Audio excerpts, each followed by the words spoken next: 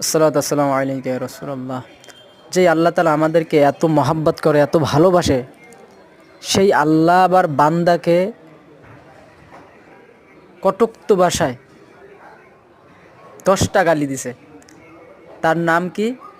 Walid ইবনে মুগীরা, যে আল্লাহ রাসূল সাল্লাল্লাহু আলাইহি সাল্লামের কাছে ইসলাম গ্রহণ করার পরে পরবর্তীতে আবার আবু জাহালের চক্রান্তে যখন ইসলাম গ্রহণ ছাইরা মুহাম্মাদকে গালাগালি শুরু করলো, আল্লাহ রাসূলকে যখন উন্মুক্ত পাগল বলল, তখন আল্লাহ তাআলা আর ক্ষান্ত থাকতে পারলো না। আল্লাহ বান্দার গোপন যে চরিত্র গোপন রাখে, সেই চরিত্র আল্লাহ ফাঁস করে দিল। তো 10টা গালি দিছে। 10টা গালির ভিতরে যেটা লাস্ট গালি ছিল, এটা হচ্ছে হারামজাদা, হ্যাঁ, জারোর সন্তান। তো হারামজাদা, জারোর সন্তান, এই গালিটা আল্লাহ তাআলা খুদ নিজে দিছে। তো যারা ওলি আল্লাহদেরকে মহব্বত করে, ভালোবাসে, এবং এই ওলি আল্লাহদের আমরা যারা মহব্বত করি, আমাদের উঠা পইরা যারা লাইগে গেছে, এই যে একমাত্র জামাত শিবির, এরা মাজার গুলান আক্রমণ করতেছে, অলিদেরকে মারধর করতেছে, হ্যাঁ, এরা ইসলামী রাষ্ট্র কায়েম করে।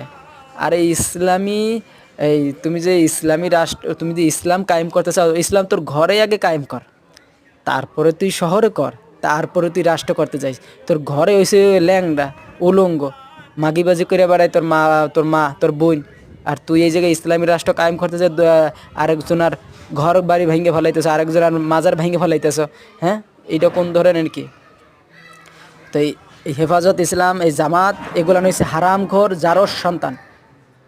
এক কথা, এগুলো জারোর সন্তান, হারামখোর। এদের জন্মের কোনো ঠিক নাই, কেননা এরা একমাত্র এক আল্লাহর বিশ্বাসী। এরা না মানে মুহাম্মদকে, না মানে তারা কোরআনকে, হ্যাঁ, না মানে আল্লাহ রসুল হাদিসকে, না মানে সাহাবী একরামকে, না মানে আপনি এজমা কিয়াস ইমামদেরকে মানে না। এরা একমাত্র আল্লাহ তাআলার বিশ্বাসী। তো আল্লাহ যার বিশ্বাসী, এক খোদায় তো ফিরআউনও বিশ্বাসী ছিল। তো এরা এক নম্বরে কি? হারামখোর এবং কি? জারোর সন্তান। তো বিশেষ কইরা এই হারামখোরদের থেকে দূরে থাকবেন। এই বেঈমান, মুনাফিক, কাফের যারা এই এই এজিদের দোসর, হ্যাঁ, এজিদের পিতা মাবিয়া, ও কি ছিল? ও কি প্রথম মুসলমান ছিল? প্রথম মুসলমান ছিল না। ও মায়ের ভয়তে মুসলমানিতা গ্রহণ করছে। পরবর্তীতে কি করলো?